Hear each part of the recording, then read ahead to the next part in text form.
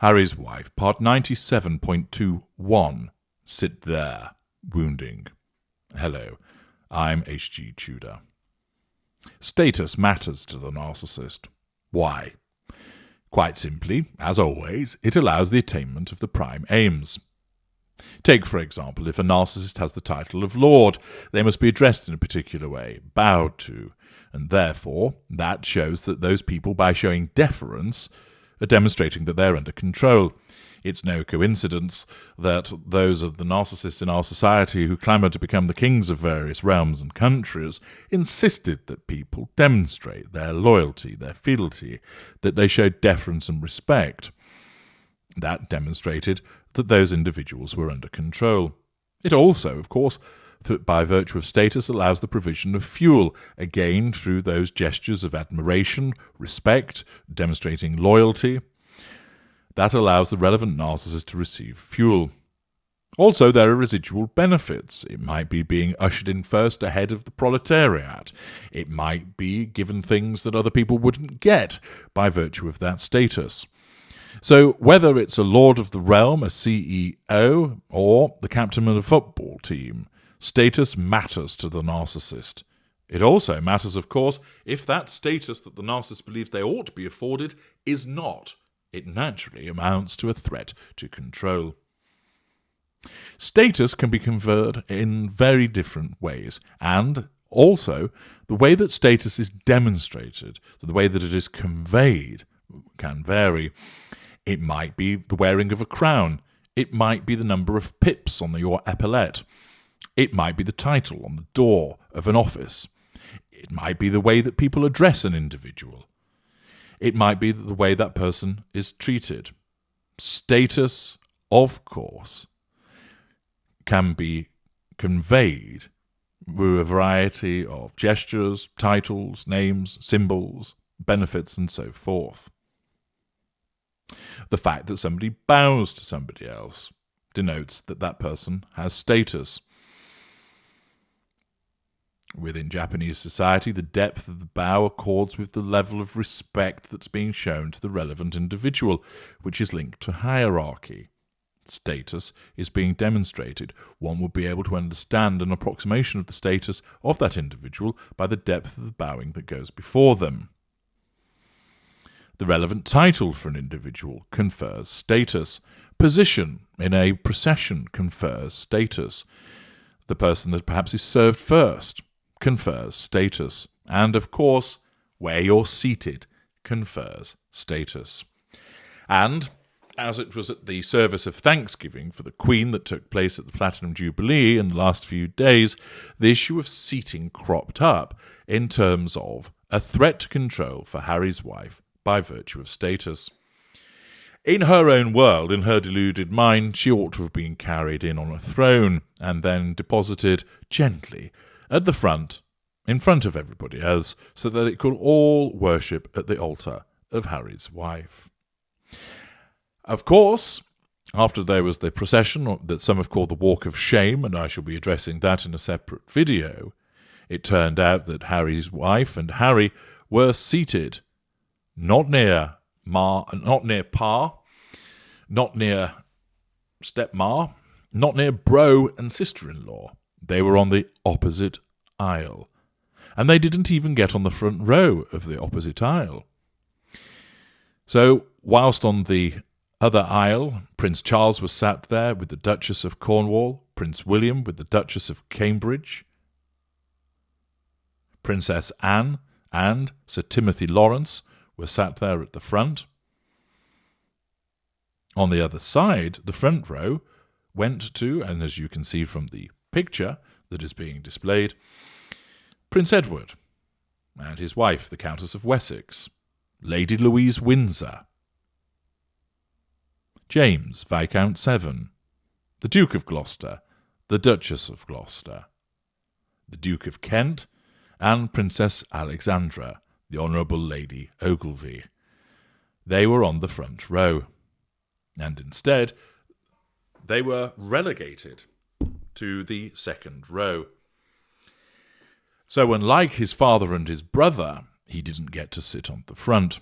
Now, Harry probably doesn't really give a toss. Indeed, he was seen chatting and laughing, having a bit of bants with his cousin,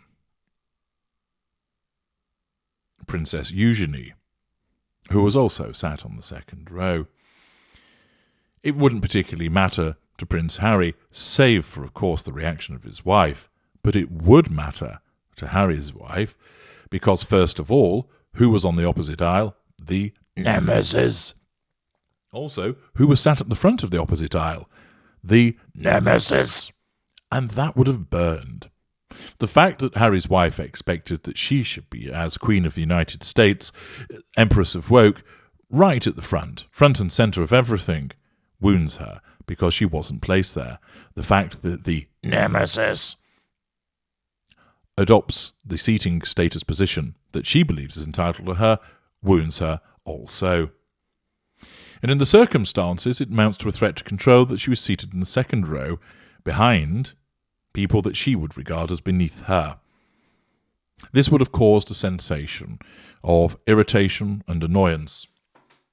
Of course, she's not able to handle the threat to her control directly by all of a sudden moving forward and shoving the Duke of Gloucester from his seat and saying, "Get out of the way, grey boy, your seat's mine," and vaulting over and elbowing the Duchess of Gloucester out of the way and telling Harry, "Come on, over this way, we're sitting here," or perhaps encouraging him to slap the back of the head of James Viscount Severn and pull his ears so he cries and runs away.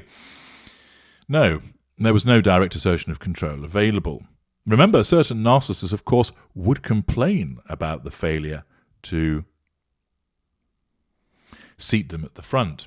You'll probably have witnessed people making a real song and dance, for instance, about where they're seated at a family occasion, weddings in particular.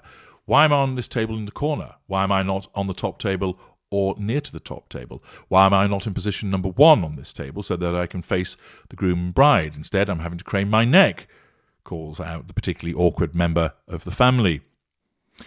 You will have experienced instances where someone will have kicked up a stink about the fact that they weren't seated in the front row of watching their child's Christmas play. Well, I need to be at the front. I need to wield this camcorder in the days when they were used in order to film what's going on.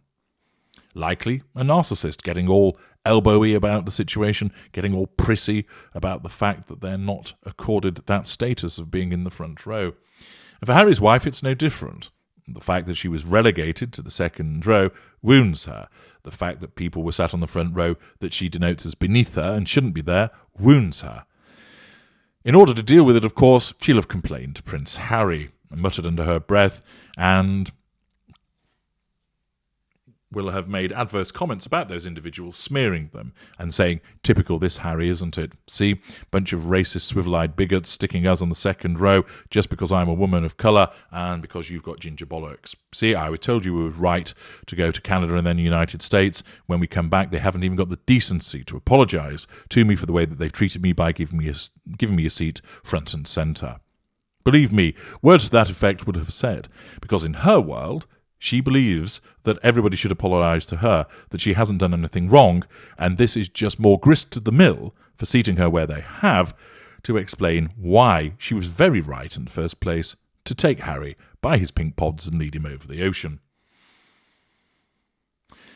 So, in all likelihood, her narcissism would have directed her to assert control by smearing the other individuals and complaining to Prince Harry, who, of course, would have sat there and nodded.